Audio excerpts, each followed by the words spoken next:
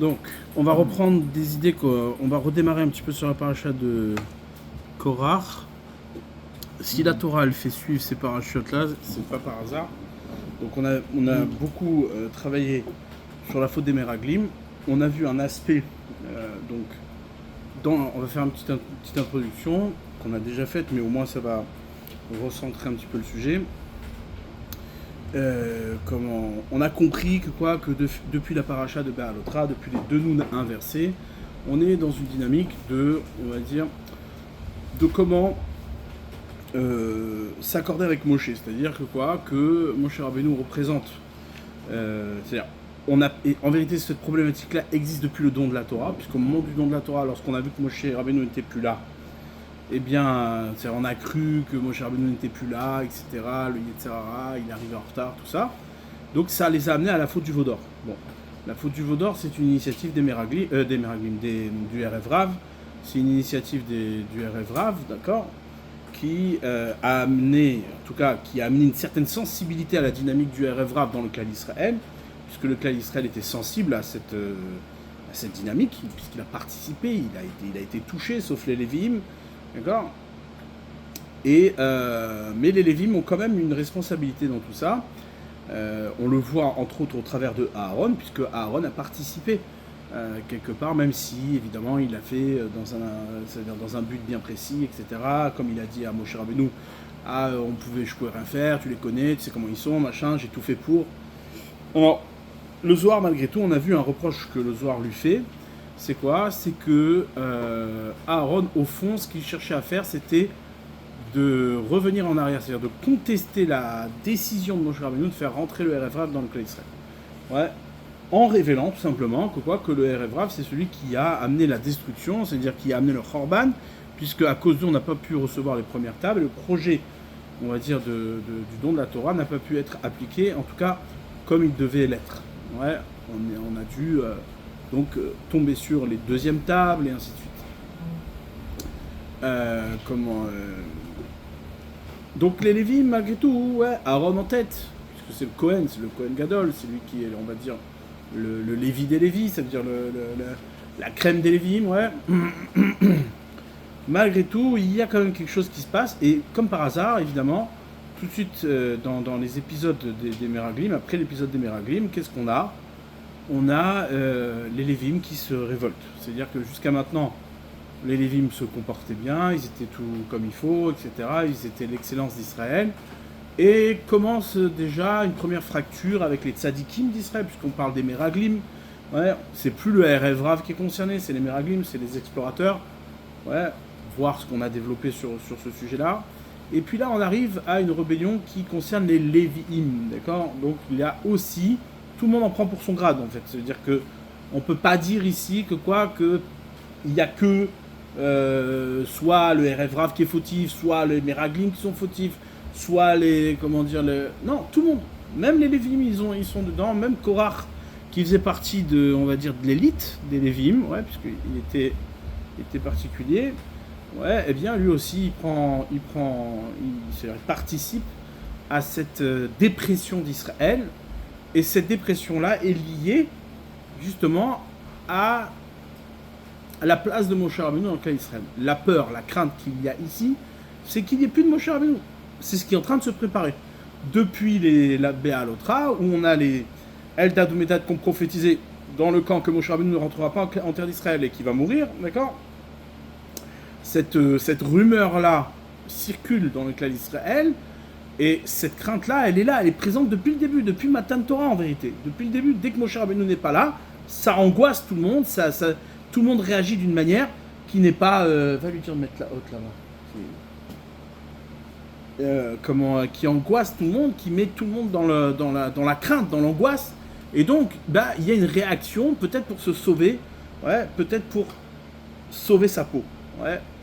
Donc, on a les Meraglim qui ont essayé de sauver leur peau, le Erev Rav qui a essayé de sauver sa peau. Il s'est dit, waouh, si Moshe Rabbeinu n'est plus là, qu'est-ce qu'on va devenir nous? D'accord? Les Meraglim aussi, ils ont essayé de sauver leur peau. Ils ont dit, si on rentre en Eretz Israël, Moshe Rabbeinu, tout ça, le Erev Rav, il va encore nous faire des siennes. Et là, maintenant, Korach. Korach, lui aussi, en vérité, au fond, même s'il s'oppose à Moshe Rabbeinu, au fond, sa rébellion provient de son angoisse de l'absence de Moshe Rabbeinu. D'accord? Et ça, on va en rediscuter. Cette thématique-là, c'est une thématique qui existe jusqu'à aujourd'hui, dont personne n'est épargné. Ouais, comme je vous l'ai dit Shabbat, il y a même des auteurs modernes, ouais, identifient, on va dire, l'identité d'Israël profonde, ouais, autour de Moshe Rabbeinu et de son rapport à Moshe Rabbeinu. Comme on l'a vu, ouais, il y a un certain Sigmund Freud, ouais, qui a écrit un livre sur la mort de Moshe Rabbeinu, qui se base sur un Zohar, ouais, dans Raya Me'emna, qui parle justement de cette dynamique de faire mourir, ouais, le pasteur. La mort, Benny Lévy avait écrit un livre qui s'appelle La mort du pasteur, qui est basé justement sur cette partie-là du Zohar, ce Zohar-là qui parle de ça. Donc il y a une véritable relation, d'accord, entre... Alors bon, lui, Freud, il a déliré sur son principe de complexe d'Oedipe pour pouvoir justement identifier l'acharnement identitaire d'Israël, qui est de dire, bah oui, effectivement, ils veulent à chaque fois tuer le père pour pouvoir exister, donc ils tuent, il fallait bien trouver un père, un totem, pour pouvoir, comment dire, c'est-à-dire créer cette dynamique de cette résistance à l'existence même et à exister, à continuer, à perdurer. Bon, c'était la folie de ce type-là, il n'y a pas besoin de démontrer combien il était taré, mais comment dire, la thématique existe. Ouais, elle existe. C'est pas forcément l'idée de faire mourir le père, mais il y a une peur, une crainte, une angoisse de se retrouver sans Moshe Rabbeinu. D'accord ? Cette angoisse-là, elle vient dans la simplicité, on va dire, dans quelque chose de simple. Ouais, Akiva, tire-toi bien. Comment dire, pour comprendre, on va dire simplement, c'est quoi ? C'est que sans Moshe Rabbeinu, il n'y a pas de Torah. Sans Moshe Rabbeinu, il n'y a pas de Torah. Donc s'il n'y a pas de Torah, ça veut dire qu'on n'a plus de lien avec Hachem, on est foutu. D'accord ? Cette conscience-là, c'est pas une conscience qui est légère comme la nôtre aujourd'hui. Nous, on s'en fout. C'est-à-dire, on a tellement, comme on est tombé tellement bas, que demain, si tu nous dis il n'y a plus de Torah, bon, on est déjà sur la plage à Herzliya pour s'éclater comme tout le monde, d'accord ? Mais cette conscience-là, à ce moment-là, elle était évidemment capitale et importante. Ouais. C'est-à-dire qu'on parle des bénis Israël qui ont parlé à Hachem, Panim el Panim, face à face, au moment des deux premiers commandements. Ils vivaient avec Hachem, sous les miracles, sous l'intervention divine, etc. Donc forcément, perdre ce lien-là, c'était le point le plus existentiel de ce moment-là pour chacun. C'est-à-dire tout le monde était sensible profondément à ça. C'était la seule préoccupation. La seule préoccupation qu'il y avait à ce moment-là, c'est que chacun d'Israël se préoccupait d'être lié avec Hachem. Perdre ce lien-là était une angoisse. Ouais. Tout comme ce qui pourrait exister à notre niveau, à nous, bien que encore aujourd'hui ça a presque disparu, c'est l'angoisse que tes enfants se marient avec des non-juifs. D'accord ? Bon, eux à un niveau beaucoup plus supérieur. D'accord ? Donc, la disparition de Moshe Rabbeinu, c'est ce qu'elle représente. Maintenant, on va étudier Korach, comment lui il a vu les choses, ouais, Korach et son assemblée, comment les choses ont démarré pour lui. Quelle a été son angoisse en tant que Lévi, ouais, parce que c'est dans sa position de Lévi qu'il s'angoisse. Et on va surtout éveiller un paradoxe, c'est quoi ? C'est que cette angoisse-là, elle a provoqué justement la destitution de Aaron et de Moshe, c'est-à-dire lui-même, en disant mais pour qui vous vous prenez ? Ouais. Quelle a été sa logique ? Donc pour ça, on a ramené un Hari, ouais, le Hari Akadosh, qui ramène dans l'Ikouté Torah la chose suivante. C'est quoi ? C'est que Korach plus Hevel qui était le frère de Caïn, Korach plus Hevel, ça fait Moshe. Ouais, Gematria Moshe. Moshe 345, Caïn 308, Korach 308, et Hevel, ça fait combien ? 45 pour arriver à 45, 37. D'accord ? Ok. Donc on a Moshe qui fait, et il dit la faute de Korach, c'est quoi ? C'est qu'il est allé vers le côté de Caïn plutôt que de s'associer à Hevel. C'est-à-dire qu'il a répété, en vérité, la faute de Caïn, c'est d'assassiner Hevel. il avait la possibilité de se joindre à Hevel, de former, c'est-à-dire de revenir, c'est-à-dire de réconcilier Caïn à Hevel, et d'arriver à la Madrigat de Moshe, d'arriver à la dimension de Moshe Rabbeinu. Ouais. Donc c'est intéressant déjà, on entend ici, quelque part, une forme de tikkun, c'est-à-dire cette angoisse-là qu'il avait, elle est complètement justifiée du point de vue de Korach lui-même. C'est-à-dire qu'on comprend bien que son enjeu à lui, c'était de devenir Moshe. C'est-à-dire que Korach, s'il avait fait les choses comme il faut, s'il n'était pas tombé dans cette, dans cette rébellion, bah Moshe Rabbeinu aurait pu partir tranquille. On aurait eu un Korach qui est Moshe. Ouais, d'accord. Donc si Korach, il s'était associé à Hevel et qu'il n'avait pas fait le choix de partir du côté de Caïn, d'où je vois qu'il est parti du côté de Caïn, le pasuk Vaikar Korach. Ouais. Caïn, ça vient de Milachon Kinyan. Ouais. Kaniti Ish mi Hashem. Ouais, comme c'est marqué, Rabba elle a dit j'ai acquis un homme de Hashem. C'est ça le nom de Caïn. Caïn, ça vient du mot Kinyan, ouais, être acheté, acquérir. Vaikar Korach. Qu'est-ce qu'il a? Tout le monde demande. C'est quoi qu'il a pris? Qu'est-ce qu'il a pris Korach? Ou la carte est ok, mais qu'est-ce qu'il a pris? Vaikar Korach, il a fait un Kinyan, il est devenu Caïn. Il a fait le choix d'être Caïn. Ouais, c'est ça qu'il dit le Hari. Donc Vaikar Korach, il a acquis. Il a acquis quoi? Il est devenu Caïn. Et il a abandonné Hevel, il a tué Hevel de nouveau. Donc du coup, il a perdu complètement l'horizon, ouais, de ce qui représentait son angoisse, c'est-à-dire la réponse à son angoisse. Quelle était la réponse à son angoisse? Korach, sois Moshe. Tu peux être Moshe toi-même. Toi-même, tu peux être Moshe si tu veux. Ah, Moshe, il n'est plus là, c'est pas grave, toi, t'es Moshe. Ouais. Ok. Maintenant, évidemment, il faut qu'on comprenne en profondeur, ouais, quel rapport il y a entre Korach et Caïn. Ok, je veux bien, il a acquis, bon, ok, de quoi on parle? Pour cela, ouais, on va reprendre les idées qu'on a vues Shabbat, qui sont pas simples et qui sont, on va dire, c'est des yesodotes, c'est-à-dire, ce qu'on parle maintenant, c'est des fondamentaux qui vont nous permettre de comprendre d'autres sujets, d'accord? Mais là, ici, le sujet sur lequel on va s'attarder, c'est le sujet du panim, ouais, panim. Panim, c'est-à-dire le visage. Le panim, c'est la face, ouais, et qui est le lieu du gilouï au travers de l'homme. C'est-à-dire que l'homme, il est constitué de plusieurs membres, d'accord? L'homme, il représente le kéli, entre guillemets, ouais.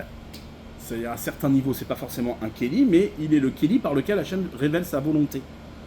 Tout ce qu'il y a dans le monde, ouais, passe par l'homme pour être révélé comme la volonté d'Hachem. Rien, ouais, tous les autres animaux, toutes les créatures dans le monde ne sont pas le Gilouï d'Hachem. Elles ne sont le Gilouï d'Hachem que parce qu'elles se révèlent à l'homme, que parce que l'homme les voit comme la révélation d'Hachem. D'accord? Mais elles n'ont rien en elles-mêmes, elles ne portent aucun Gilouï, aucune révélation. D'accord? Si demain, je disais, voilà, Hachem il a créé les anges, tout comme les anges, ouais, comme on en a parlé, ils ne représentent rien. S'il n'y avait pas d'homme, ouais, si Hachem n'avait pas créé l'homme, c'est pas un Gilouï. C'est pas une révélation, d'accord? Cette dimension-là, ouais, cette réalité-là, elle se révèle, la volonté d'Hachem se révèle par l'homme, par Adam.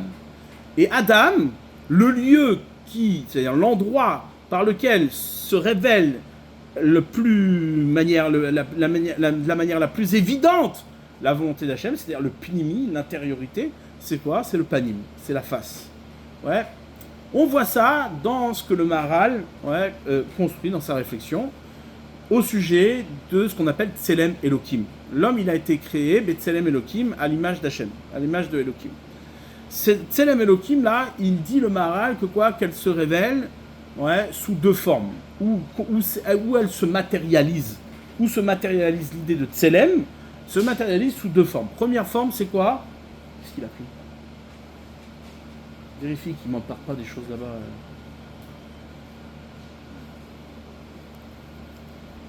Le sujet du Tselem, ouais, comme son nom l'indique, Tselem, c'est quoi? C'est être à l'image d'Hachem. C'est-à-dire, c'est ce qui porte en vérité la révélation d'Hachem par l'homme. L'homme, il est créé à l'image d'Hachem, c'est-à-dire qu'il est comme Elohim. Ouais, il est comme Elohim. Et Et donc, le Maharal, il dit, premièrement, c'est représenté chez l'homme dans sa tenue. C'est-à-dire que l'homme, il est créé, Bekomas Kufa. Il est créé dans une stature, verticale. D'accord ? C'est le seul être, la seule créature qui se tient debout. Tous les autres, bon, ils peuvent se tenir debout, on va dire, les singes, ils arrivent un petit peu, mais ils n'y arrivent pas. Ouais, quand ils se mettent à courir, on a compris. Pas que quand ils se mettent à courir, même quand ils... D'accord ? Occasionnellement, ils peuvent se mettre debout ou se tenir debout. Comme un cheval qui se mettrait sur ses deux pattes arrière. Ou un chien qui ferait le guignol. Ouais. Mais l'homme, lui, il a une komas kufa. Il a une stature, d'accord, verticale pour représenter justement cette verticalité, c'est-à-dire ce passage du haut vers le bas, ce lien entre le haut et le bas. Ok ? Très bien. Les animaux, eux, ont une horizontalité qui coupe, qui rompt avec le haut et le bas, le ciel et la terre. Ça, c'est ce que le Maharal dit dans un premier temps, mais cette dimension-là est commune à tous. C'est-à-dire qu'il n'y a pas de distinction entre les hommes sur cette dimension-là. L'homme n'a pas de singularité, chacun ne peut pas mettre en avant qu'il est Betselem Elohim de sa manière à lui. Ouais. C'est-à-dire que demain, si je dis tu es Betselem Elohim, tu es Betselem Elohim comme tout le monde. Pareil, il n'y a rien qui se manifeste chez toi d'original, de singulier dans ce qui est la dimension du Tselem. Ouais. Mais, il dit le Maharal, il y a une deuxième chose qui est la révélation du Tselem, c'est quoi ? C'est le panim, c'est la face, le visage. Ouais. Dans le visage, au travers du visage, on a ce qu'on appelle la yichidiout de l'homme, c'est-à-dire la singularité de l'homme. L'homme, ce visage-là, comme c'est marqué, comme ils nous disent nos sages, de la même manière que Partsoufehem, leur visage, il est différent, alors car DOTM, même leurs pensées, NDOTN, Shavot. De la même manière que leurs visages ne sont pas les mêmes, alors leurs pensées ne sont pas les mêmes. C'est-à-dire que le panim, qui est en vérité celui qui est propre à chacun, chaque personne n'a le même visage, puisque chacun est singulier du point de vue de son visage, c'est la révélation même de sa DA personnelle, de sa construction, de sa connaissance personnelle, de sa pensée personnelle, singulière, d'accord ? C'est la sienne, c'est la propre. Il dit ça, Betselem Elohim, là, l'homme, il a une capacité à révéler son lien et son gilouï d'Hachem, de manière singulière. Chacun a la capacité de révéler Hachem comme ce qu'il est vraiment, ce qu'il est profondément lui tout seul. C'est-à-dire que qu'il y a une révélation ici que chacun acquiert sa propre Torah. C'est sa Torah à lui, d'accord ? La sienne. Il y a évidemment, une dimension de Tselem qui est commune à tous, dont on ne peut pas distinguer entre chacun les différences, mais il y a une dimension du Tselem qui est rattachée au Da'at, que de la même manière que ce visage-là, il est différent, alors son Da'at est différent, eh bien, c'est ce qu'on appelle sa Torah, la Torah de chacun, celle qu'il construit, la sienne, Ça se révèle au travers du visage, du panim, qui est aussi une deuxième forme de la révélation du Tselem Elohim. Très bien. Maintenant, ce qui est intéressant à réfléchir, c'est quoi ? C'est que ce Tselem-là, cette singularité de l'homme, c'est-à-dire le côté singulier de chacun,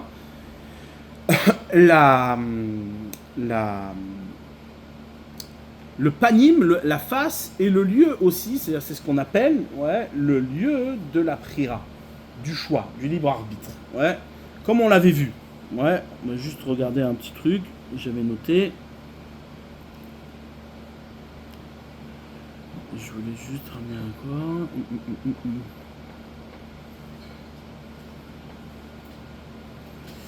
C'est-à-dire, je sais pas, je retrouve pas, c'est pas grave. La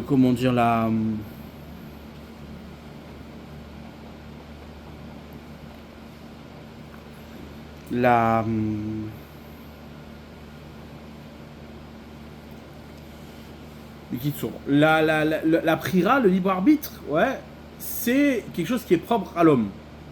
C'est quelque chose qui fait que l'homme est distingué des autres. Le Tselem Elohim, c'est la distinction de l'homme par rapport à toutes les créatures. Pourquoi ? Parce que justement, c'est en lien, la prira, le libre arbitre de l'homme, qui fait sa distinction, eh bien, elle s'exprime au travers de son visage qui fait sa distinction. Et même mieux que ça, plus en profondeur, c'est quoi? C'est que la singularité de l'homme s'exprime justement au travers de ses choix, c'est-à-dire de son libre arbitre. Chacun va faire ses choix et construire ce qu'il est, lui tout seul, distingué des autres.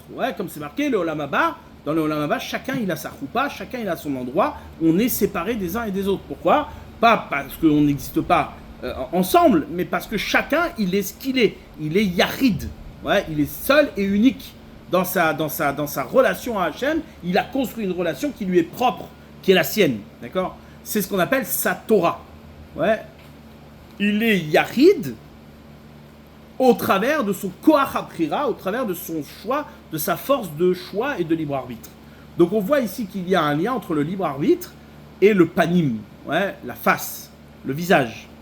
Ce libre arbitre-là, c'est celui qui va permettre à l'homme d'acquérir sa Torah, ou encore, à l'inverse, de la perdre. De la perdre. Maintenant, tout le but de la création, tout ce que Hachem il a créé justement pour que l'homme, dans sa vie, il va acquérir sa yichidiout, sa singularité, son chemin propre de comment lui va se connecter à Hachem. C'est pour ça que chacun révèle Hachem, et sa révélation, elle ne peut pas se faire par quelqu'un d'autre. Le Gilouï d'Hachem ne peut pas se faire par quelqu'un d'autre que ta manière à toi de révéler Hachem. Ça ne veut pas dire que tu vas révéler autre chose. On révèle exactement la même chose, chacun la même chose. On révèle chacun la volonté d'Hachem, mais chacun a sa manière à lui propre, qui est la sienne. C'est ça qu'on appelle un kinyan, une propriété. La notion de propriété, la notion de kinyan, elle provient de là. Pourquoi Hachem il a fait qu'un homme il acquiert, il y a un maasé kinyan, il y a un koach kinyan dans le monde? C'est parce que justement l'objectif, le tahlit du monde, c'est d'être conné. De te connaître quoi? Connaître Olam Haba, d'acquérir son monde futur, son monde à lui, son monde propre. Donc le maasé kinyan, l'action d'acquérir, c'est quoi? C'est en vérité révéler sa singularité, révéler ce qui lui est propre, ce qui lui appartient, c'est sa propriété. Quand un homme il acquiert quelque chose, c'est son objet à lui et personne n'a le droit de lui voler. Personne n'a le droit de lui prendre. Quelqu'un qui prendrait son objet serait un voleur. De la même manière, quand un homme, il est, comme c'est marqué, qui ikar ishisha, quand un homme, il va marier une femme, il acquiert sa femme. Quel est la terminologie qui est choisie par la Torah? C'est le même terme que vaikar, korach, c'est d'acquérir. Pourquoi acquérir? Parce que c'est le pouvoir de faire que c'est à lui seul. Le maasé kinyan, l'action d'acquérir, le lien qu'il y a entre un homme et sa femme est un lien qui est exclusif et qui lui est propre. C'est-à-dire c'est sa femme, non pas parce qu'il est propriétaire comme les débiles pourraient accuser les hommes de dire oui, c'est ça, il acquiert sa femme, c'est son objet, c'est son machin. Non, c'est de dire qu'il y a ici dans cette connexion une exclusion totale, c'est-à-dire une adhésion parfaite, ce qu'on appelle Ahava, l'amour, une adhésion parfaite qui révèle pleinement la singularité de l'homme. Il y a quelque chose qui est unique ici, qui lui appartient et qui ne peut pas appartenir à quelqu'un d'autre. Autrement, ce qui se passerait, c'est ce qu'on appellerait non pas un ribour, mais un maasé znout. C'est-à-dire que toute femme qui n'était pas destinée à tel homme et qui est censée être le kinyan d'un homme, eh bien, qu'est-ce qui se passe? Ce serait un maasé znout. Ce serait une prostitution. Il y aurait ici un détournement de propriété. D'accord? Le divorce, c'est ça? Le divorce, c'est une rupture de possession, de kinyan. Il y a ça aussi, c'est un chidouche de la Torah qui vient nous dire que effectivement, eh bien, l'homme peut se défaire, et il doit, non pas qu'il peut, mais il doit se défaire de sa propriété pour dire, voilà, il n'y a plus ici de lien singulier, de lien propre à lui-même. Ce lien propre est dans le passé, mais aujourd'hui, il n'est plus le sien. D'accord? Ça, si c'est un chidouche, c'est un sujet en soi. C'est d'ailleurs pour ça, c'est-à-dire quand on a un petit peu de séchel, on comprend pourquoi le seul qui peut effectivement défaire cette propriété, c'est l'homme et non pas la femme. c'est un sujet en soi, d'accord. Pourquoi la femme, elle peut pas faire le guet? Parce que, comment dire, effectivement, ici, il n'y a pas de maaseh kinyan. Ouais, la femme ne peut pas faire un maaseh kinyan, donc elle ne peut pas non plus s'en défaire. Et même pour le bien de la femme, c'est-à-dire cette déconnexion-là, ouais, si elle n'est pas opérée par son mari, alors elle se sent tout le temps attachée. Ouais. Bref, c'est un sujet en soi. Il faudra approfondir ce sujet-là dans un autre moment. Le lien entre la Hava et le Kinyan, ce que tu as dit, c'est ça, aimer. Eh ben, le Kinyan, c'est justement ce qui révèle la singularité, c'est-à-dire la yichidiout de la femme envers son mari. Ouais, c'est-à-dire il y a ici une union exclusive, une unité parfaite. Ouais, cette unité parfaite, c'est le Kinyan qui le donne. Maaseh Kinyan. Ouais, Maaseh Kinyan. D'ailleurs, Kinyan, c'est Milachon Kina, ouais, jalousie. Ouais, Maaseh Kinyan, être conné, c'est être mécané. Ouais, c'est provoquer de la jalousie. Parce que si cet objet-là viendrait à être, profité par d'autres, eh bien, ça créerait de la jalousie. Ouais. Là, ici, dans le Maaseh Kinyan, dans le Kinyan qu'un homme y fait, eh bien, toute autre éventualité deviendrait une kina. Ce serait une kina. Ouais, mamash kina. Donc, il y a évidemment ici, ouais, dans le maaseh kinyan, dans l'action d'acquérir, ce qui est révélateur de l'unicité, la dimension unique, ouais, et propre de chacun. Un homme, il est là pour acquérir. Il est dans ce monde-là pour être connu. Ouais. Le problème qu'il y a, c'est quoi? C'est que ce maaseh kinyan-là, eh bien, il est contraire. Ouais, il est contraire à ce qu'on appelle, ouais, la Kabbalah. Recevoir. Quand on reçoit quelque chose, on n'est pas connu. On nous donne quelque chose. C'est-à-dire, moi, je n'ai pas fait d'action d'acquérir. On me donne quelque chose, je ne fais que recevoir. Ouais. Et ce qui est très intéressant, c'est quoi? C'est que le panim, le visage, qui est l'expression même de la singularité de chacun, ouais, la dimension singulière de chacun, donc on va dire cette forme de chutzpanout, ouais, d'effronterie, d'arrogance. C'est-à-dire qu'il y a dans le visage une forme d'arrogance qui vient dire « je suis, moi, seul, distingué des autres ». Ouais. Cette arrogance-là, cette azout, ce qu'on appelle, eh bien, hein, c'est une azout, d'accord, que les Chachamim nous révèlent, d'accord, qui se manifeste au travers du choix et du libre arbitre opéré par l'homme. C'est donc, évident que le libre arbitre, c'est celui qui nous donne le choix entre ce qui est bon et ce qui est mauvais. C'est-à-dire le choix entre Chaim ve Mavet, entre la vie et la mort. Maintenant, sous quelle forme ça s'exprime? Comme c'est marqué dans la Mishnah elle nous dit Az panim la geinam ou bochet panim les Gan Eden. Pourquoi cette destination, ouais, se révèle au travers du visage? La destination de l'homme, le tahlit de l'homme se révèle au travers du visage. Az panim, la azout, l'effronterie du visage, elle amène où? Elle amène au geinam. Elle amène à l'enfer. Ouais, ce qu'on appelle l'enfer, je ne sais pas si c'est la bonne traduction. Ou bochet panim, l'humilité, la timidité, la honte du visage, elle amène au Gan Eden. D'accord? Disant ça, on comprend que quoi? Qu'effectivement, c'est dans le visage que ça se décide.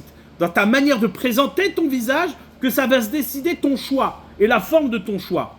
L'effronterie est un choix mauvais, ouais, l'arrogance est un mauvais choix, alors que la timidité, la pudeur, le retrait est le bon choix. Ok, très bien. Seulement, c'est contradictoire avec tout ce qu'on vient de dire.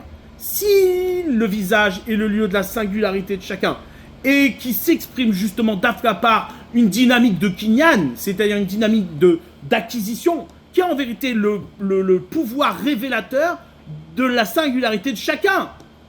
Comment tu peux me dire que j'acquiers le Gan Eden, ce qui va être mon moi propre, ouais, je l'acquiers par la bochette, par la honte, par la timidité. Au contraire, le maaseh kinyan est arrogant. Le maaseh kinyan est une shlita, une domination de propriété. D'accord? Donc comment l'un et l'autre s'accordent? D'accord? Ça, c'est la question d'accord, que l'on a ici. Très bien. Maintenant, donc on est tout clair au moins sur une chose, c'est que le tahlit du monde, l'objectif du monde, le ratson, la volonté qu'Hachem il a dans la création du monde, c'est quoi? C'est d'amener l'homme à être lui-même. Donc quand l'homme il est conné, c'est seulement Be'azout, c'est seulement par arrogance que tu peux être celui qui se distingue des autres. Parce que, quelle est la différence entre l'arrogance et la hazout et la bochette? C'est très simple. La hazout, c'est celui qui est poël, c'est celui qui agit, d'accord? C'est celui qui donne plutôt, c'est celui qui agit, qui fait, qui pose les choses, qui détermine les choses. Alors que le bochette, la honte, la timidité, c'est celui qui reçoit. Ouais. On ferait une différence entre poël et nifal. Ouais. Acteur, agent, ouais, et celui qui est en mouvement, c'est-à-dire est mis en mouvement, c'est-à-dire être, comment on appelle ça en français, hein? Subi, ouais, celui qui subit, exactement. Passif, exact. D'accord? Acteur et passif. Très bien. Maintenant, dans cette chose-là, donc on comprend plus. C'est-à-dire, si pour être moi-même, et c'est l'objectif du monde, eh ben je dois être acteur, comment je peux récompenser celui qui est passif plutôt que celui qui est actif? Ça, c'était la dispute de Caïn et de Hevel. Caïn, comme son nom l'indique, c'est celui qui est agent, celui qui agit, qui est actif, qui acquiert. Ouais. Hevel, comme son nom l'indique, Hevel Avelim, c'est du vent, c'est rien. Il est nifal, il est complètement passif. Il est ce qu'on veut qu'il soit. Et Hevel a accepté ça, c'est comme ça qu'il l'a vu. On ne va pas maintenant rentrer dans les détails pourquoi chacun il a choisi ces chemins-là en fonction de la faute d'Adam Arishon, d'accord? Mais effectivement, chacun il a choisi un chemin. Un, il a choisi le kinyan, le fait d'acquérir.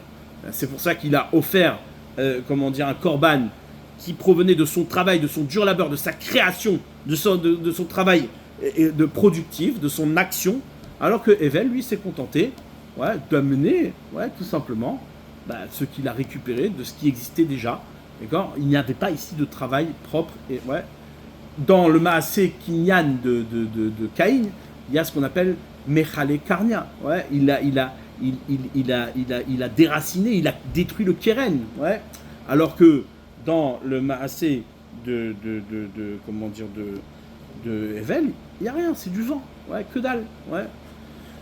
Maintenant, Caïn, lui, à juste titre, il vient, il dit, mais le monde, il est fait pour acquérir, il est fait pour agir, il est fait pour qu'on soit soi-même. Hevel qui sert à rien, il doit disparaître. Quelqu'un qui sert à rien, il sert à rien. Ouais. Et qu'est-ce qui s'est passé? Hachem, il a reçu le korban de Hevel plutôt que celui de Caïn. Pourquoi? Parce qu'en vérité, Caïn, il pensait le monde sans Hevel. Alors, Hevel, il vaut rien, c'est vrai. Et Hevel n'importe rien. Pourquoi? Parce qu'il est complètement nifal. Il est complètement subisseur. Il n'est pas actif, il ne deviendra rien, Hevel. Ouais. Il n'est que ce qu'on veut qu'il soit. Maintenant, Caïn, son erreur, c'est quoi? C'est qu'effectivement, toi, tu as compris qu'il fallait agir, tu as compris qu'il fallait devenir, tu as compris qu'il fallait travailler, créer, mais tu n'as pas compris qu'il fallait associer à ton travail, à ton acquisition, le koach de Hevel. La force de l'humilité. Ouais. Pas l'humilité qui fait rien de soi, qui ne fait que subir, mais cette humilité qui s'associe à notre action, à la dimension d'agent. Ouais. Qu'est-ce qu'il a fait, Caïn? C'est pour ça d'ailleurs l'épreuve que Hachem lui a donnée. Il dit non, je préfère prendre un korban qui a toute son humilité, même s'il ne sert à rien, parce que du point de vue du sens, il est vrai, alors que le tien, il est une rébellion. Parce que tu n'entends pas que ton Maasé Kinyan est pour servir autre chose que toi. C'est-à-dire, certes, le but c'est de devenir soi-même, mais d'être soi-même dans la volonté d'Hachem, dans cette humilité-là. Donc ton arrogance doit servir à mettre en place, à révéler l'humilité que tu dois révéler dans le monde. Ouais. C'est-à-dire que quand tu fais un choix, quand tu fais un libre arbitre, c'est toi-même qui fais le choix, mais ton choix ne consiste pas à s'imposer et à être ce que tu veux être, Mais ton choix est justement de choisir la bochette. C'est-à-dire tu dois te servir de toute ton arrogance, tu dois te servir de toute ta puissance de Kinyan et ta puissance de singulière pour le mettre au service du bochette, pour le mettre au service de l'humilité, de la soumission à Hachem. Certes, quelqu'un qui n'utilise pas son koach hakinyan pour être Hevel, il ne sert à rien. Hevel, il n'a pas de kinma, c'est kinyan, il n'a pas de koach hakinyan, donc il disparaît. Et Bémet, sentence, il meurt, Caïn l'a tué. Ok. Mais quelqu'un qui utilise son maaseh kinyan, sa force, son pouvoir d'acquisition, ouais, sa singularité, il l'utilise pour lui-même, sans être justement pour se servir, pour choisir l'humilité, pour révéler la transparence, alors celui-là, il n'est pas bon non plus. D'accord ? Donc ça a été l'erreur de Korach. L'erreur de Korach, ça a été de Vaikar Korach. Plutôt que d'associer Hevel à son pouvoir, sa force d'acquisition, sa force d'affirmation de ce qu'il pense, de ce qu'il est. Ouais. C'est ça qu'Hachem il veut. Hachem il veut que tu sois dans sa volonté comme toi-même, comme ce que tu es. Mais il faut que tu associes Hevel à ça. Si tu n'associes pas la dimension d'humilité, ouais, la dimension de transparence, celle qui laisse voir justement que toute cette arrogance qui t'a été donnée, tout ce pouvoir d'acquisition et de singulier qui t'a été donné, n'est là que pour révéler la dimension d'Hachem. Ouais, n'est là que pour révéler justement le bochette. Ouais. Et c'est ça qu'on avait dit, comme ça c'est ramené dans les Mefarshim, que quoi ? Que Bereshit, dans le mot Bereshit déjà, au premier instant de la création, ouais, au commencement, Bereshit, nous disent nos sages, Yireh Bochet. C'est les lettres de Yireh Bochet. Ce qu'on attend du monde, c'est de voir la bochette.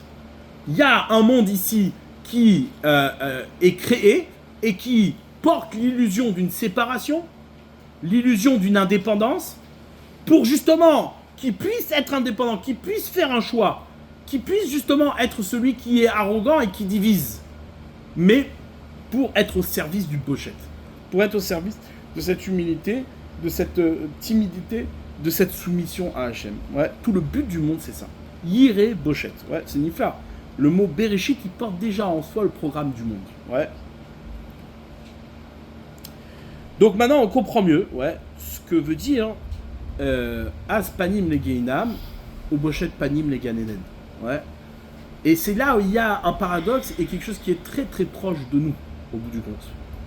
On est tout le temps pris entre l'un et l'autre. C'est-à-dire, d'un côté, on veut être soi-même, on a envie de faire ce qu'on a envie d'être, mais de l'autre côté, cette dynamique-là nous sépare de notre soumission, elle nous sépare du travail que l'on a à faire, c'est-à-dire ce à quoi elle doit servir. Ouais.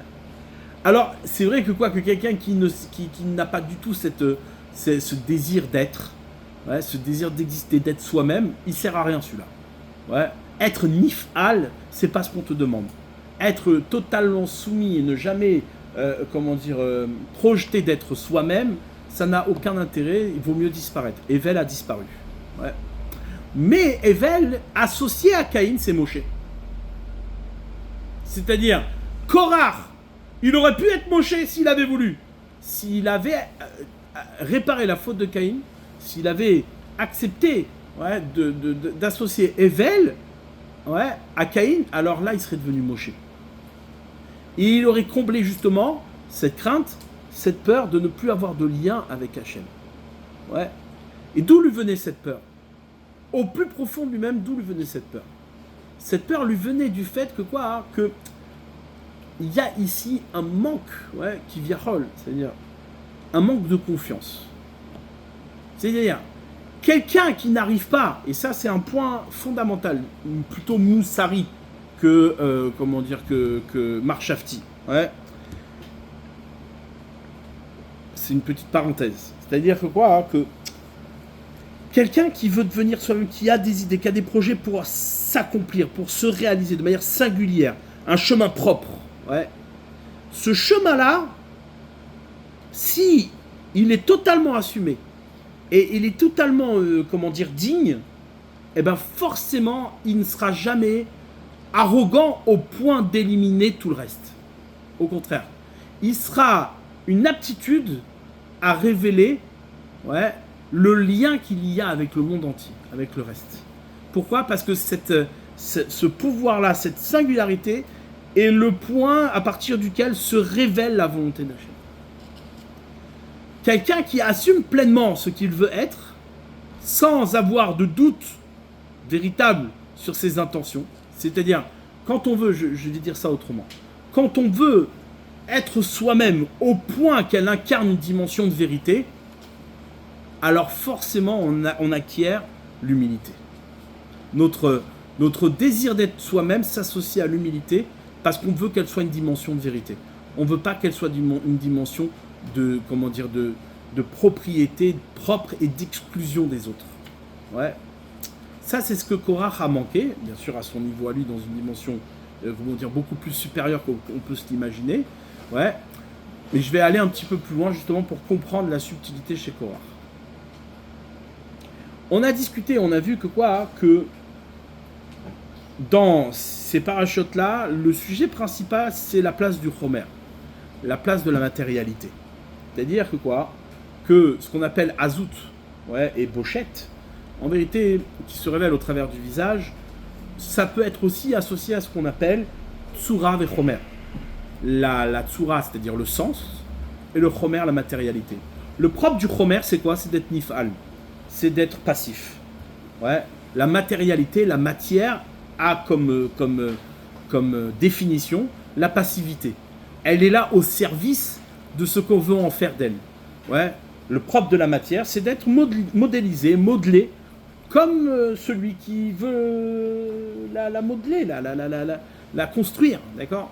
La tsura, elle est intraitable. C'est le sens des choses. Le sens des choses, lui, il est arrogant parce qu'il ne se laisse pas pervertir. Il ne peut pas se laisser pervertir. Il est singulier, il est une vérité qui ne peut être détériorée. Ouais. Donc du coup, ce qui se passe, et ça c'est le principe du Maral qu'on va réutiliser dans la paracha de Balak et de Bilam, mais là ici c'est la jonction entre les deux.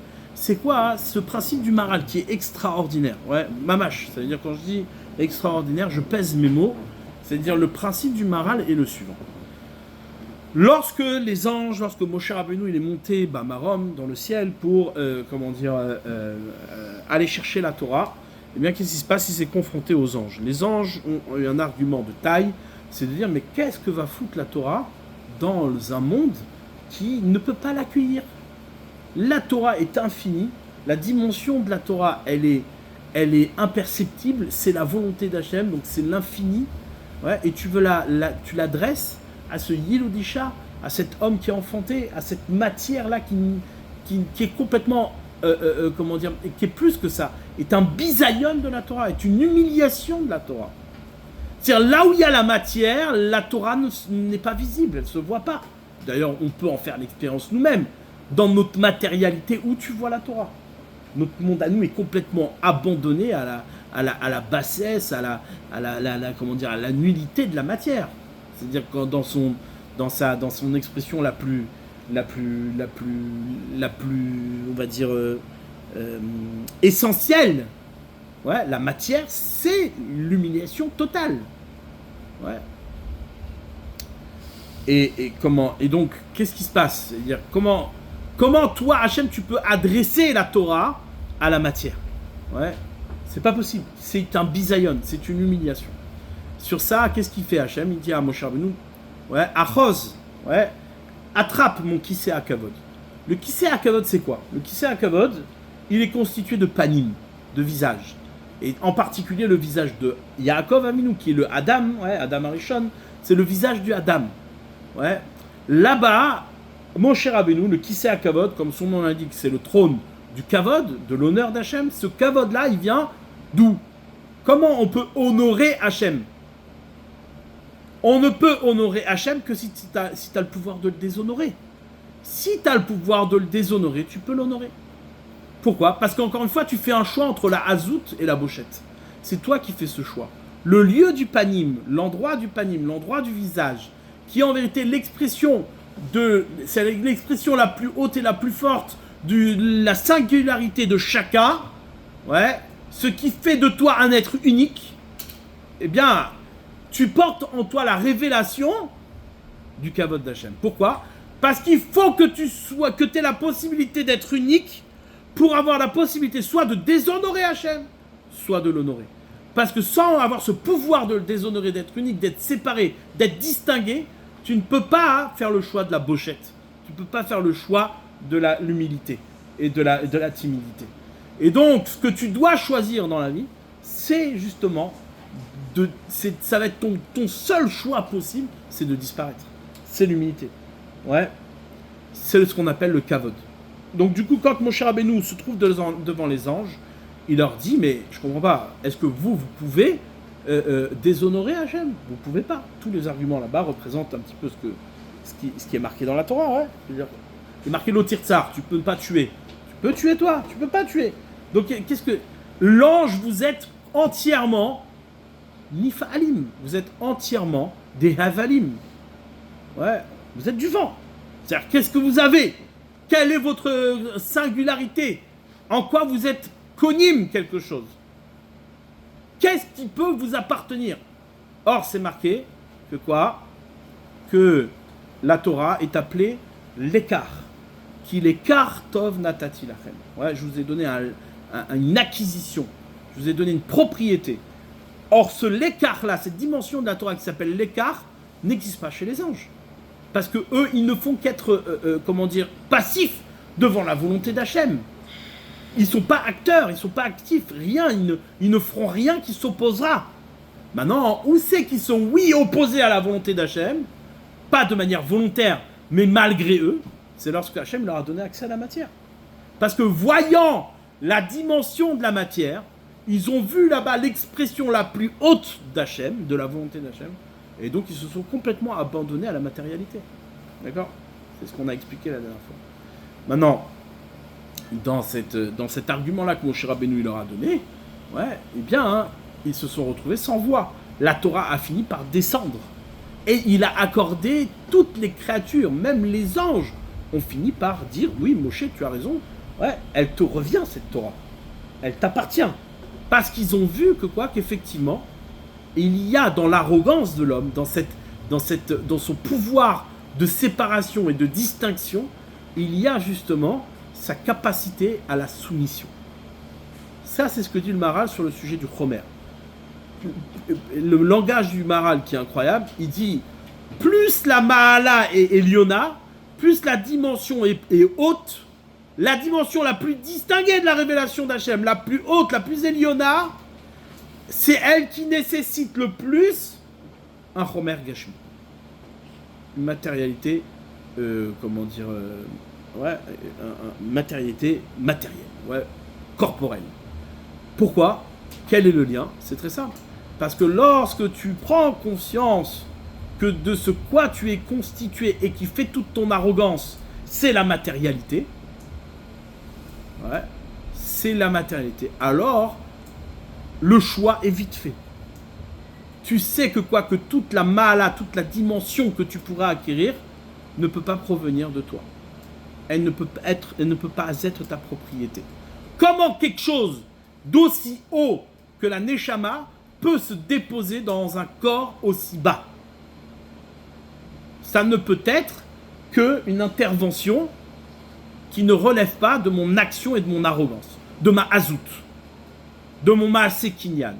Mon Maaseh Kinyan n'a de pouvoir que parce que justement il s'est soumis et que par cette soumission on voit toute l'action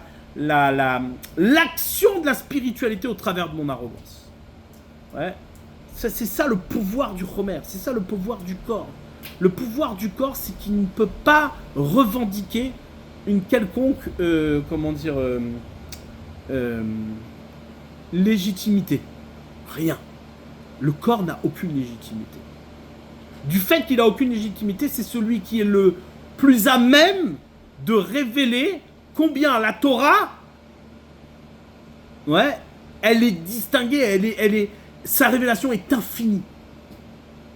Si j'associe la dimension de la Torah à la dimension d'un ange, alors cette Torah qui se révèle en fonction de la grandeur de cet ange. Ouais. Alors que la révélation de la Torah au travers du Chomer est infinie. Elle n'a pas de fin. Ouais. Maintenant, Grâce à ça, ouais, on va comprendre, mais je sais pas si on le fera maintenant, mais on comprendra hein, quelle était la Touma et le pouvoir de la névoie, de la prophétie de Bilham Aracha.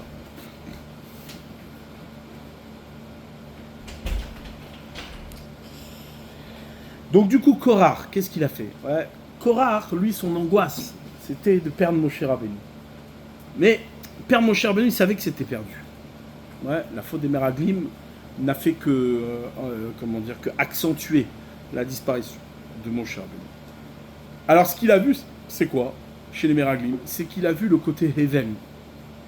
C'est-à-dire les Meraglim, ils ont eu peur d'aller, ouais, d'être Caïn, d'affirmer leur tzidkout en terre d'Israël pour justement sauver le Erev Rav, pour justement faire en sorte que la chitzoniout, la dimension chitzonite, ouais, c'est-à-dire la corporalité, je ne sais pas si on dit ça, ça se dit pas en français, mais la matérialité de la terre d'Israël, qui est une matérialité, d'une expression la plus forte et la plus adaptée à la dimension de spiritualité qui peut lui échapper, ouais, eh bien, hein, ces Meraglim, ces explorateurs, ils ont dit non, on va pas en terre d'Israël. C'est-à-dire quoi? C'est pas ils ont pas voulu aller en terre d'Israël parce que, ils voulaient pas de la terre d'Israël, ils préféraient rester dans le désert sous la révélation d'Hachem. Non, c'est parce que ils voulaient justement, ouais, ils voulaient rester dans une dimension où l'arrogance n'allait pas prendre de place chez eux. Le danger qu'il y avait, c'est quoi? C'est qu'ils allaient rentrer en terre d'Israël et qu'ils savaient qu'ils allaient devoir assumer leur tzidkout. Ils savaient qu'ils allaient devoir, être un Caïn, ceux qui allaient acquérir la terre d'Israël. Parce que si tu laisses ce pouvoir d'acquisition de la terre d'Israël dans les mains de ceux qui, se séparent de la matérialité, qui ne sont pas des tzadikim, qui sont le Erev Rav, alors c'est foutu. Il n'y a plus de réception possible. Donc qu'est-ce qu'il fait? Ils savaient que leur rôle aurait été d'être ceux qui allaient être Azim. Ouais. Oz le'amoyiten, nous dit le verset. Oz le'amoyiten, zeh Torah. Ouais. Hachem, il a donné la Azout. Oz le'amoyiten, il a donné la Azout à son peuple. Ouais. Les Béné Israël sont appelés Azim. Ils sont appelés, ouais. Et donc, les Meraglim, ils ont eu un comportement de Hevel. Ils se sont trop effacés et ils n'ont pas eu un Maasé Kinyan. Acquérir la terre d'Israël, ils ne sont pas allés. Parce qu'ils avaient peur qu'en faisant ça, ils allaient déraper vers l'arrogance. Ouais, ils allaient déraper. Qu'est-ce qu'ils ont fait? Ils se sont mis en retrait. D'accord? Bon, on ne va pas revenir encore sur le Chet Meraglim, mais là, c'était un point en rapport avec Korah. Korah, qu'est-ce qu'il a fait? Ouais, il est allé dans l'autre sens. Il dit, on s'est trompé. Ouais. On aurait dû être conné. Les Meraglim se sont trompés. Qui a fauté chez les Meraglim? Ouais. Il n'y a pas eu les Lévis. Les Lévis, ils n'étaient pas là. Pourquoi? Parce qu'ils n'ont pas de Nachala, ils n'ont pas de part sur la terre d'Israël. Donc Korah, il s'est senti complètement légitime d'affirmer cette arrogance, d'affirmer cette azout.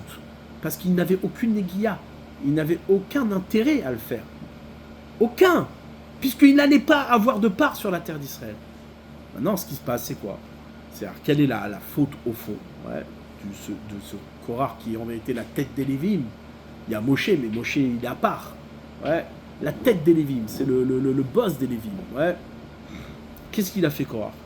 Quel était son raisonnement?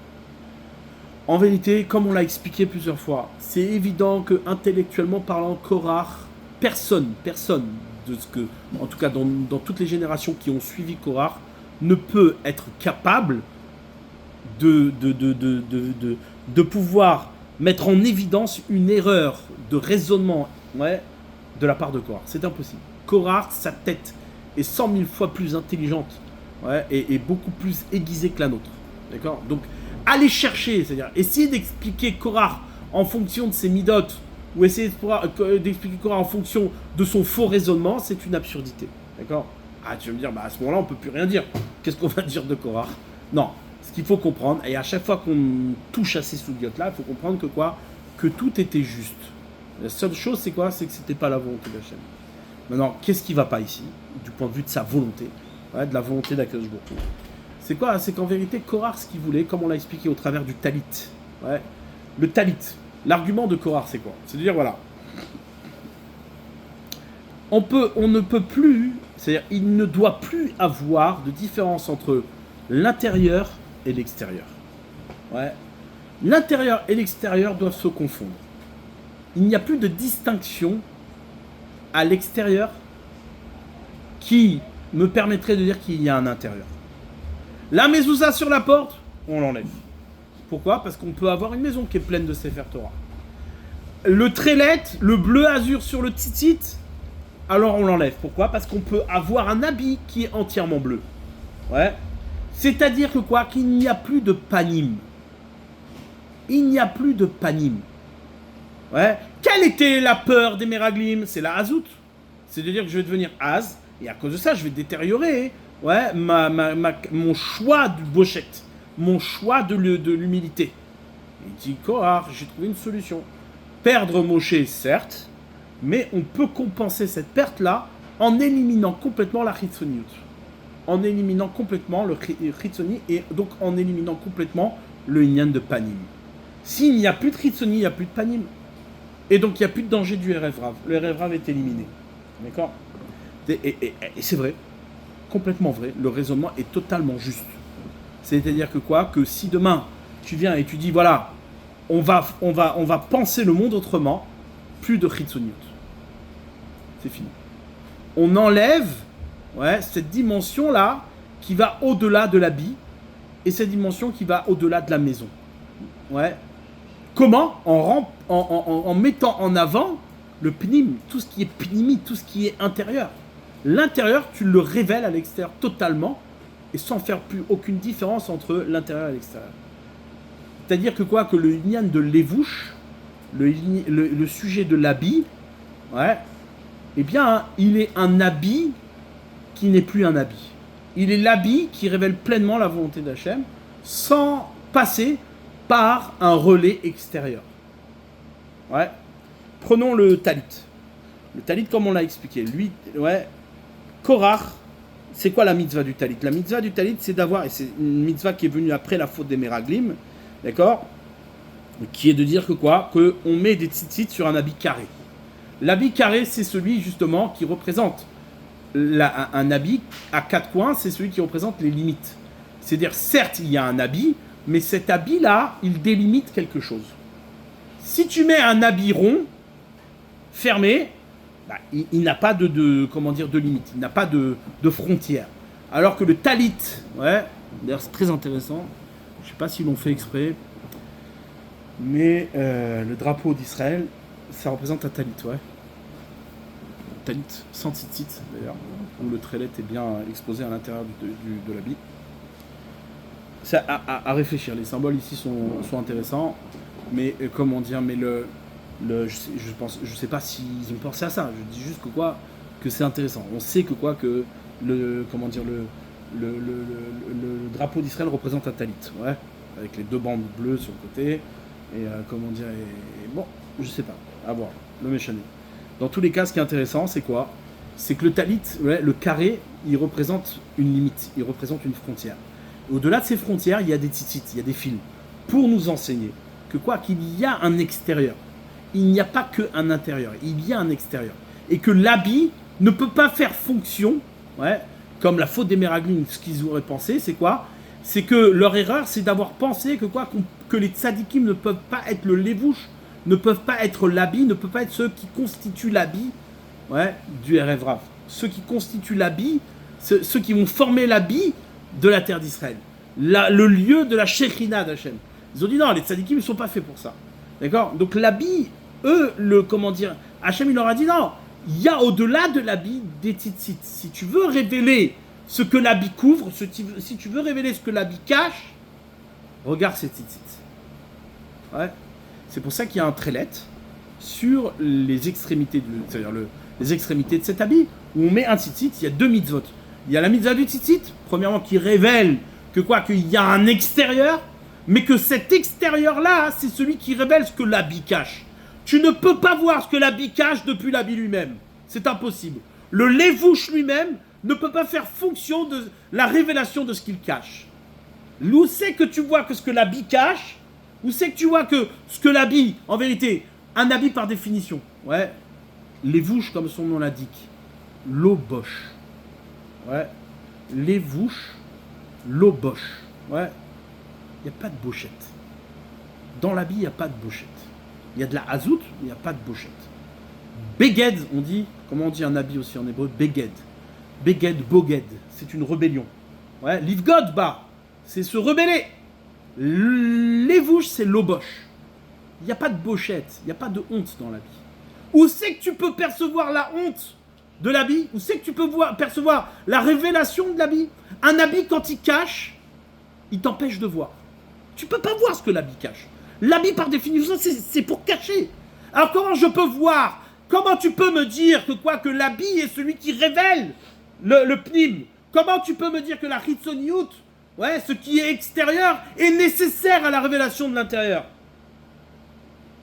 Comment tu peux dire ça? Il dit, Korach, il faut enlever tout ça. L'habit doit être bleu, entièrement, pour justement ne pas faire écran. Il ne doit pas être, ouais, un écran à l'intérieur. Donc en vérité, il était mitkaven leshem shamaim, Korach. Ce qu'il voulait, lui, c'est quoi? C'est qu'il voulait enlever le lobosh dans sa tentative. Ouais. Dans sa tentative, Korach. Il voulait enlever le lobosh. D'ailleurs, Korach, c'est la même kématria que Bosch. Pas Bosch l'allemand. Ouais. Bosch, ça fait combien? 308. Korach, ça fait 308. Ouais. Comment dire, ce que Korach devait révéler, c'était la boucha. C'était son travail. Comment Korach il aurait pu révéler la boucha? En s'associant avec Evel et devenir Moshe.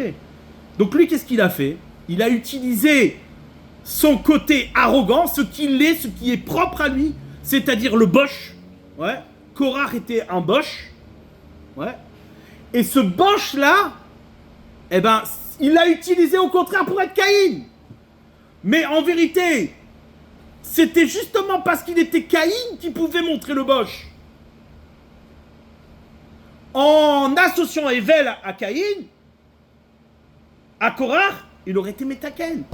Il aurait révélé en vérité la dimension du bochette, de combien l'habit il est bochette. Mais son erreur, ça a été quoi? C'est de penser qu'on pouvait faire tomber l'arrogance du talit, du lévouche, en le mettant tout bleu, en gardant l'habit en bleu, en mettant toute l'intériorité à l'extérieur. Et là a été son erreur. C'est quoi? C'est qu'en vérité, ouais, très juste, le lévouche est un loboche, seulement il est metoukan à l'idée à Trélet chez la tzitziot. Il se répare par le biais du bleu azur des tzitzites. Ouais. Le message, c'est d'entendre que tu peux pas éliminer l'extérieur. Pourquoi? Parce que si tu élimines l'extérieur, et c'est ça Korach, il pouvait pas le penser ça. Parce qu'il était tellement d'avouk à Hachem, il était tellement lié à Hachem, qu'il n'arrivait pas à voir que tout ce qui révélait, ouais, eh bien, était que le passage que Hachem permettait au travers de Korach. Tout ce qu'il, comme il dit, il vient voir Moshe Rabbeinu, il lui dit, mais lama titnasu al ke'al Hachem. Et ils ont raison, je crois qu'il y a une différence entre Korach et Moshe. Qui vient Chol, je ne parle pas du point de vue de la névoie et du choix qu'Hachem a fait de Moshe. Ouais. Mais Korach, Betzedek, Korach il dit, mais je suis Moshe. Moi-même, je suis comme Moshe. Puisque Korach, s'il avait fait le bon choix, il aurait été Moshe. Donc, qu'est-ce qui se passe? Korach, il vient là, il dit, mais la matinée, c'est quel Hachem? Pourquoi vous vous distinguez d'Hachem? C'est à cause de vos distinctions qu'il y a encore de l'extériorité et qu'il y a un habit qui résiste à la révélation. Incroyable. C'est-à-dire que toi, Moshe, tu viens, tu me dis, oui, non, mais il faut qu'on rentre le RF Rav dans le Klal Israël. Il dit, mais viens, on arrête les bêtises 2 secondes. Ouais. Maintenant, on a eu la faute des Meraglim, on a tout eu, on a perdu. Viens, on arrête les bêtises. On élimine complètement la Chitzoniout. Parce que la Chitzoniout, celle qui entretient l'habit. Et si elle entretient l'habit, eh ben, l'oboche. On ne peut pas arriver à la bochette. Donc, qu'est-ce qu'il dit? Ouais, viens, Et qu'est-ce qui s'est passé? C'est l'inverse qui s'est passé. Il a eu le contraire de ce qu'il voulait avoir. C'est-à-dire qu'en voulant éliminer la Chitsoniut et en faisant tomber la Begida, l'opposition du Lévouche à la révélation, eh bien, qu'est-ce qui s'est passé? Ouais, il a empêché la bochette. Il a empêché la honte. Ouais, il a empêché la honte. Pourquoi? Parce que la honte ne peut pas être construite, ouais, comme étant une ma'ala propre. Le bochette, ouais, et ça c'est un enseignement capital dans ce qui est la Avodat Hashem. On ne peut pas construire l'humilité. Ça, souvent les gens se trompent. Il y a des gens qui vont te dire moi je suis humble, hein, et je n'ai pas honte de le dire. Pourquoi? Parce que je sais ce que je vaux. Et la gava, l'orgueil, ouais, c'est justement ne pas être conscient de ce qu'on est. Ouais, ça existe, il y a plein de gens comme ça. Ouais. Et peut-être que le raisonnement se tient. En vérité, le danger, il est là. C'est quoi? C'est que tu ne peux pas construire la bochette à partir de ta ma'ala. La bochette ne peut pas être une ma'ala propre. Elle ne peut pas être une qualité propre qui te revient en tant que distinction et en tant que singularité. Ouais, c'est impossible. La bochette est une qualité qui est générale et qui est forcément à l'opposé de ta distinction. Si tu la vois comme une qualité propre, tu as tout perdu. C'est ce qu'il a pensé ici Korach. Korach qui était boche, qui avait la qualité de la bochette. Il pouvait réparer le Caïn en intégrant Hevel à son kinyan. Ouais. Eh bien, qu'est-ce qu'il a pensé? Il a dit, mais attends, mais moi j'ai une solution, les gars. Et bien, c'est vrai. S'il avait fait ça, alors ça aurait marché. La seule chose qui ne marchait pas, c'est quoi? C'est qu'il n'y a plus d'avoda. Tu élimines la avoda. Ouais, Quelle a été son erreur? C'est de s'approprier ça. C'est de se sentir propriétaire de ça, de penser la bochette comme une qualité. Du coup, qu'est-ce qu'il a fait? Il a dit, viens, on enlève les tzitzit. Il n'y a plus de tritsoni. L'habit, il a un écran à la révélation, parce qu'on ne peut pas s'en passer, évidemment. La dimension d'Hachem est tellement pure que si elle nous éclaire, on devient des anges. Donc, c'est pas ce qu'on veut. Ouais. Donc, qu'est-ce qu'il a fait? Il a dit, viens, on laisse l'habit, mais on le met en bleu. Et donc, il ne sera plus un habit de rébellion. Et qu'est-ce qui s'est passé? C'est l'inverse. Ouais, on a perdu la bochette. Pourquoi? Parce que cet habit bleu est devenu entièrement arrogant, puisqu'il était la propriété de Korach. Ouais. Et donc, du coup, il n'était plus une révélation. N'étant plus une révélation, eh bien, on a tout perdu. D'accord? Vous avez compris cette subtilité-là? C'est mamash nifla, c'est amok, meod et c'est emet. Ouais, emet. Est-ce qu'on peut dire que Korach, il a réalisé ce que les Méranim avaient peur de faire? Parce que les Méranim, ils se sont dit qu'ils étaient bochettes. Ils se sont dit, si on rentre en Israël, on va devoir assumer. Le problème, c'est qu'on va perdre la bochette. Mais Korach, c'est ce qu'il a fait. Il a dit, j'ai une solution.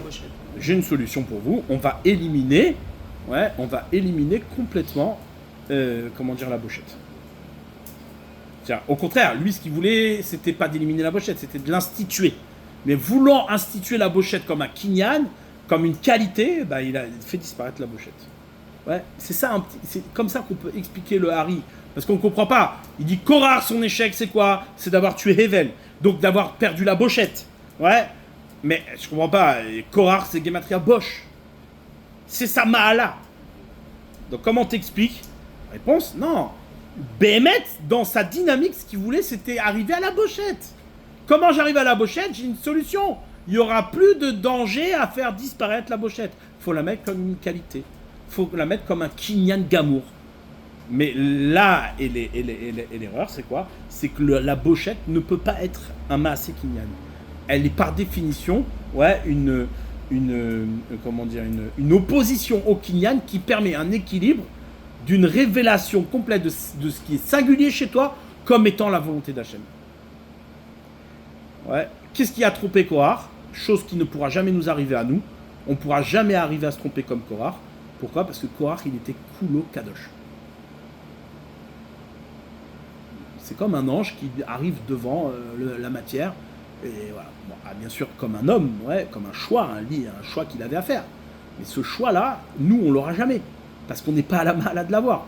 C'est-à-dire, on ne peut pas du tout penser, ici, nous, comme Korach, en se disant, je veux mettre la bochette en avant, je veux que l'humiliation, la soumission soit la valeur principale des hommes.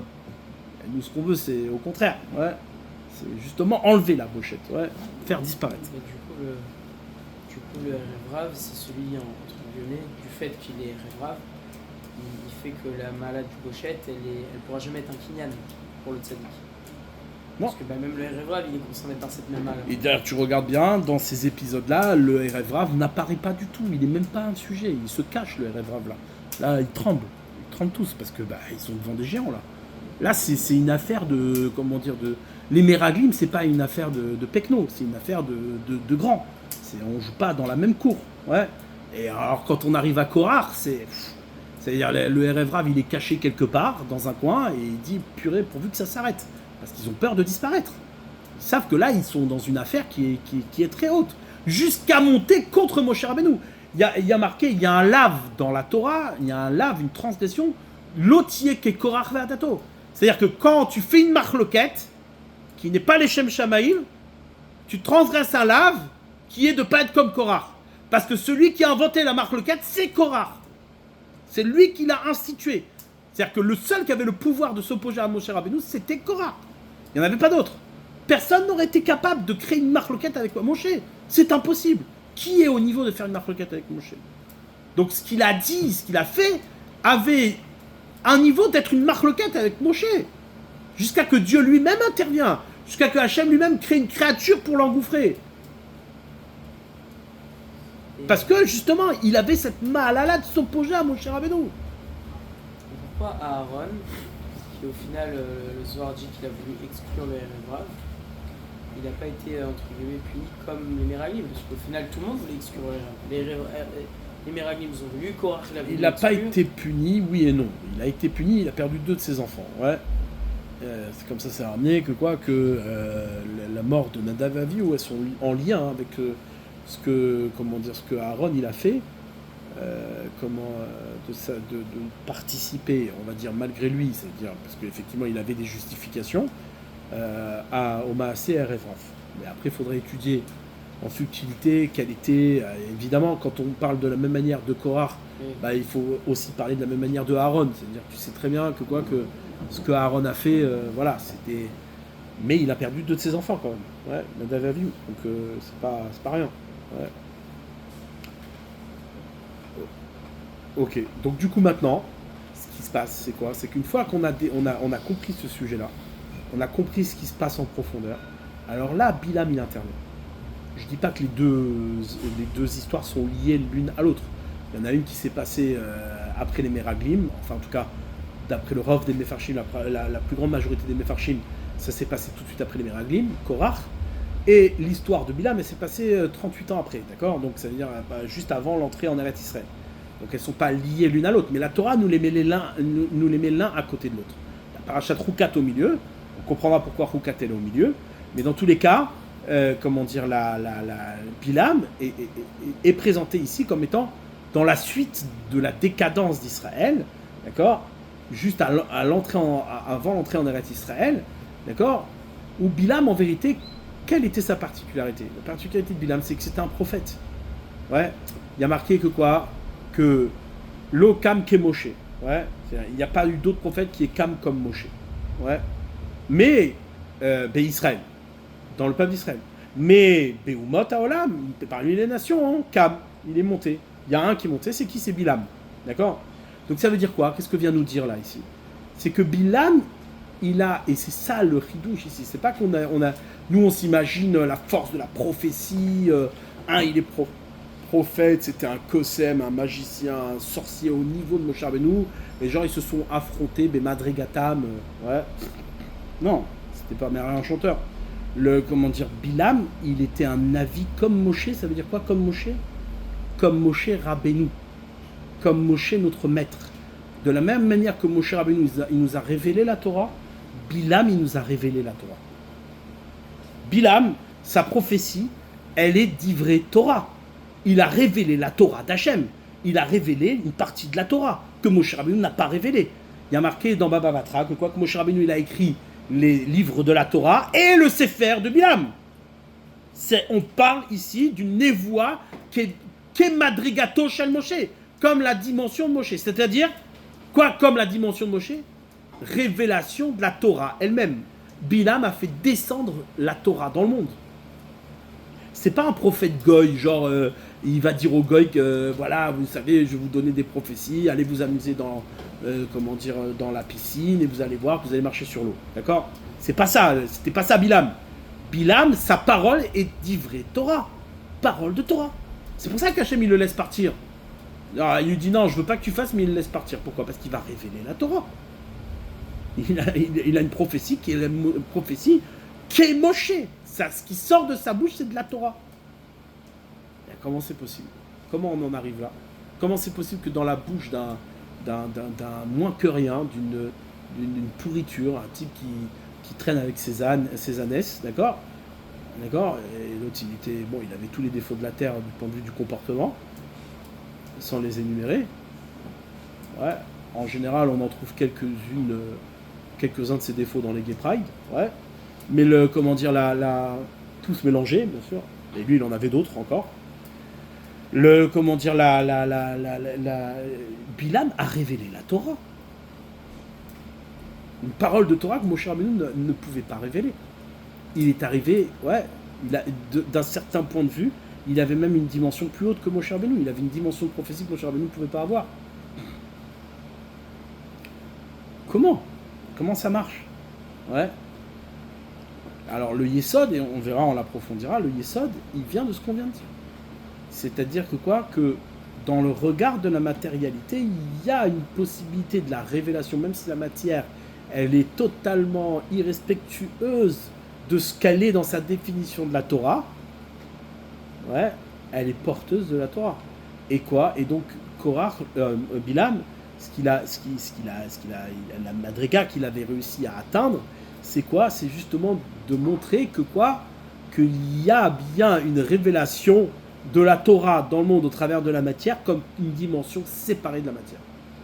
C'est-à-dire qu'il ne demande pas d'application. Et ça, c'est la manière la plus... C'est pour ça qu'il y a un Korach Hatouba très fort, un pouvoir d'impureté très forte, qui est tentant, ce qu'on on peut voir, la Avdil, bien entendu, dans les histoires de Star Wars et compagnie, où est plus tentant et plus attirant le côté obscur de la force. Pourquoi? Parce que tu peux atteindre des dimensions plus hautes de révélation. On verra. On approfondira cette dimension-là, mais qui est en lien justement avec le Inyan du Levouche, avec le concept de l'habit et de la matérialité. Il y a un Inyan de Levouche. On est à l'entrée en Eretz Israël. Donc forcément se pose la problématique de comment on va accepter le Levouche. Ouais. Comment c'est possible que de Moab sort Ruth à Moabite et David Améler? Comment? Ce qui explique même Zimri Ben Salou et tout ça. Tout ça, ils disent la Torah, et puis d'un coup, hop, comme c'est marqué que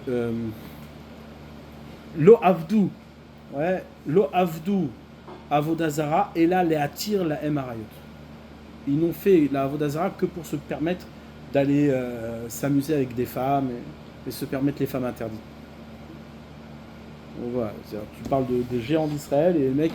Je crois qu'il y a quelqu'un qui va t'avouer clairement que oui, moi je me suis permis de faire la Avodazara parce que je voulais aller avec des femmes. On parle de qui là? De Zimri Ben Salou. C'est-à-dire que tu vas le voir, tu dis, tu te rends compte, tu t'as fait la Avodazara, tout ça pour aller coucher avec des femmes interdites? Le mec il va te rigoler au nez, il dit mais attends, mais qui te prend tu crois qu'il va avouer une telle chose? C'est quoi? C'est qu'au contraire, il était dans une dimension de Madriga tellement haute, qu'au bout du compte, il n'arrivait plus à associer la dimension de la révélation de la Torah de Bilam, en correspondance avec la matière, avec un Chibour Kadosh. Donc du coup, ils sont tombés dans la Zima, ils sont tombés dans la perversion. D'accord? Donc bon, là, je vous donne des trucs juste pour montrer le lien qu'il y a, mais évidemment que ça demande d'être approfondi, d'être compris, etc., et d'y réfléchir. Et dans tous les cas, voilà, là on est arrivé au bout, c'est-à-dire de ce qu'il faut expliquer dans la faute de Korach, ouais, qui est évidemment une faute tellement subtile, tellement élégante, ouais, que bien entendu aujourd'hui, maintenant qu'il l'a faite, eh bien on comprend là où on se trouve, et également ça nous fait prendre conscience de, comment dire, de la dangerosité du kinyan, de l'arrogance. C'est bien beau de s'affirmer dans sa kdusha, mais il ne faut pas en oublier sa boucha. Il ne faut pas en oublier sa boucha. Et d'ailleurs, je vous l'ai dit plusieurs fois, où c'est que l'homme y faute, c'est lorsqu'il reprend confiance. À chaque fois qu'un homme il reprend confiance, il faute. Pourquoi ? Pour lui rappeler, arrête de te la péter. C'est-à-dire que le mec il est là, il monte des mêmes madrigas, ouais, il se sent kadosh, d'un coup il a super bien étudié, et là le Maaseh Satan il arrive. Pourquoi ? Parce que tu te sens bien, tu te sens haut, tu te sens fier. Ouais. Alors là le Maaseh Satan il vient t'embêter. Viens, tu te sens fier, attends, viens, on regarde. Et là tu descends comme une zut. Ouais, plus bas qu'une zut. Donc du coup c'est quoi ? Pourquoi ? Pour te rappeler, pour dire attention, c'est pas parce que tu as pris de la hauteur que tu dois oublier la bochette d'où tu viens. Ouais. Parce que ce qui fait ta hauteur, c'est justement ta capacité de garder ta bochette. Parce que n'oublie pas que tu n'es que le tzitzit qui révèle ce que l'habit cache. Ouais.